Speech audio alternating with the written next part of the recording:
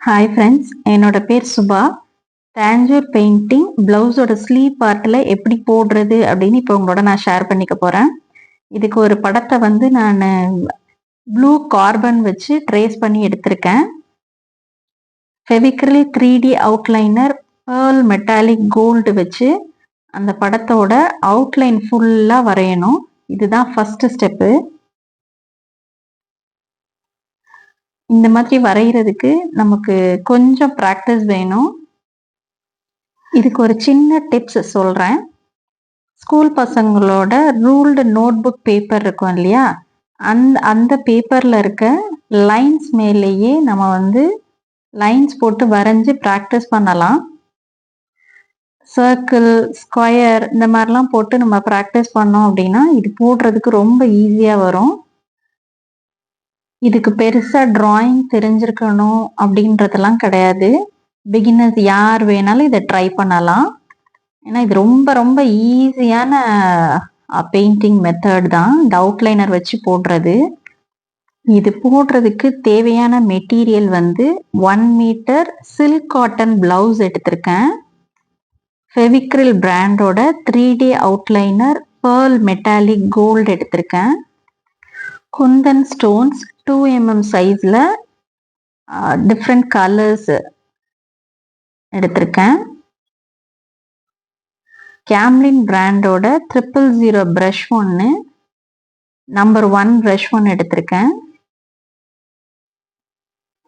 Pearl metallic gold பாட்டில் paint ஒன்று வச்சுருக்கேன். இந்த 5 பொருள் இருந்தால் போதும், இந்த பெயிண்ட்டை போட்டு முடிச்சிடலாம். ரொம்ப கம்மியான பொருள் தான் இதற்கு தேவை அப்படின்னு நான் சொன்னனால நிறைய பேர் இதை பார்க்குறவங்க இதே மாதிரி நம்மளும் போடணும்னு ரொம்ப ஆர்வமாக இருப்பீங்க. டெஃபினட்டாக ட்ரை பண்ணுங்க. இந்த வீடியோவோட பர்பஸே அதுதான். நீங்களும் இது மாதிரி போட்டு ட்ரை பண்ணி இதை கற்றுக்கணும் அப்படின்றது தான்.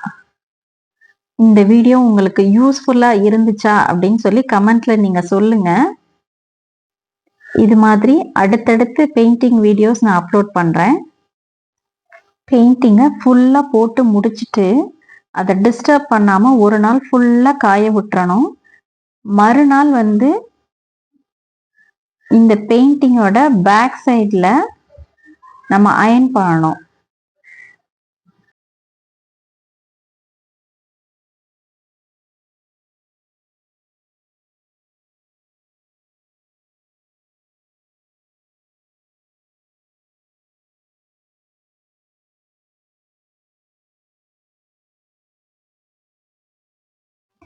கண்டிப்பாக துணியோட பேக் சைடில் தான் அயர்ன் பண்ணணும்.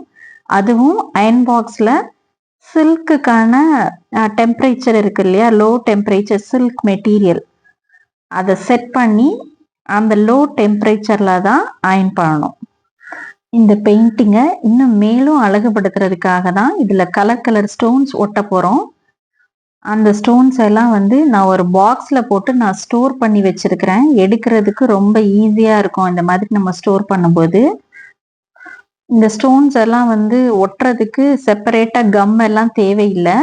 இந்த 3D அவுட்லைனர் காயறதுக்கு முன்னாடி இந்த ஸ்டோன்ஸ் எல்லாம் நம்ம ஒட்டிடலாம். நான் இந்த மாதிரி பாக்ஸில் தான் நான் ஸ்டோர் பண்ணி வச்சிருப்பேன். தேவையான ஸ்டோன்ஸை எடுத்துட்டு நம்ம திருப்பி அதை ஸ்டோர் பண்ணி வைக்கிறதுக்கு இது ரொம்ப யூஸ்ஃபுல்லாக இருக்குது இந்த பாக்ஸு. இங்கே நான் red colour, green colour, blue colour stones, pearl half bead வந்து நான் யூஸ் பண்ணியிருக்கேன் டெக்கரேஷன் பர்பஸ்க்காக. இந்த ஸ்டோன்ஸ் எல்லாம் வச்ச பிறட்டி இந்த பெயிண்ட் வந்து இந்த டிசைன் வந்து இன்னும் ரொம்ப அழகாக தெரியும். இதை நான் டிஸ்டர்ப் பண்ணாமல் ஒரு 2 hours வந்து அப்படியே காய விட்டுட்டேன். காய விட்டுட்டு அதுக்கப்புறம் ரிமைனிங் இருக்க இடங்கள்லாம் பேர்ல் மெட்டாலிக் கோல்டு பாட்டிலில் பெயிண்ட் வருது, அந்த பெயிண்ட்டை வந்து ப்ரஷ்ஷை வச்சு நான் அடிச்சுக்கிறேன். 3D அவுட்லைனர் போட்டு அது காஞ்சதுக்கப்புறம் இந்த பெயிண்ட் அடிக்கிறனால ஃபினிஷிங் வந்து ரொம்ப நீட்டாக இருக்கும்.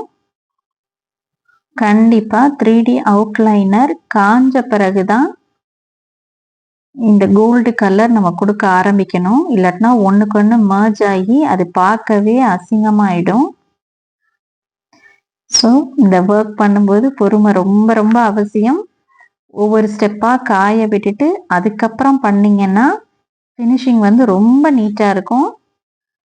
ஸ்டோன்ஸ் வந்து கடையில் கிடைக்கிற அக்ரிலிக் ஸ்டோன்ஸும் நம்ம யூஸ் பண்ணலாம்.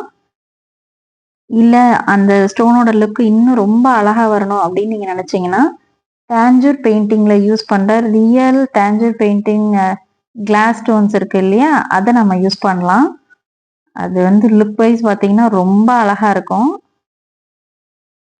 பிகினர்ஸ் இந்த ஒர்க்கை கண்டிப்பாக ட்ரை பண்ணுங்க. இதோட ரிசல்ட் ரொம்ப அழகாக இருக்கும்.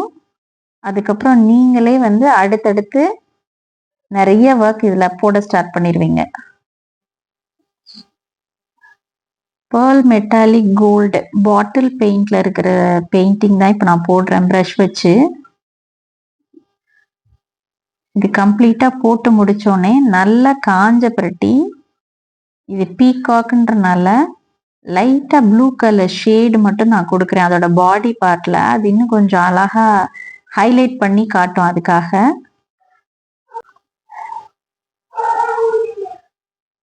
அதுவும் ஒரே ஒரு பகுதியில் லைட்டாக நான் அந்த ஷேட் நான் கொடுக்குறேன் ப்ளூ அண்ட் க்ரீன் யூஸ் பண்ணி. பீகாக்கோட ஹெட் பார்ட்டும் பாடி பார்ட்டும் blue colour and green colour வச்சு லைட்டாக ஹைலைட் பண்ணி விட்டுருக்கேன். இதே மாதிரி அதோட தோகையும் ஹைலைட் பண்ணணும். அதுக்காக இப்போ நான் எடுத்திருக்கிறது பேர்ல் மெட்டாலிக் கலரில் ரெட் கலர் நான் எடுத்திருக்கேன். இதை லைட்டாக அங்கங்கே மட்டும் நம்ம டச் பண்ணால் போதும். பேர்ல் மெட்டாலிக் கலர்ஸ் ட்ரை ப்ரஷோட டிப்பில் எடுத்து நான் லைட்டாக டச் மட்டும் பண்ணியிருக்கேன். இது எக்காரணம் கொண்டும் ப்ரஷ்ஷை வந்து நம்ம தண்ணியில் வந்து டிப் பண்ணிவிட்டு அப்புறம் இந்த பேர்ல் மெட்டாலிக் கலர்ஸை வந்து நம்ம டச் பண்ணக்கூடாது. பேர்ல் மெட்டாலிக் கலர்ஸில் இருக்க ஷைனிங் வந்து போயிடும். ஸோ எப்பயும் ட்ரை ப்ரஷ் கொண்டு மட்டுமே பேர்ல் மெட்டாலிக் கலர்ஸ் வந்து நம்ம அப்ளை பண்ணணும். இது ரொம்ப முக்கியமான டிப், இது ஞாபகம் வச்சுக்கோங்க.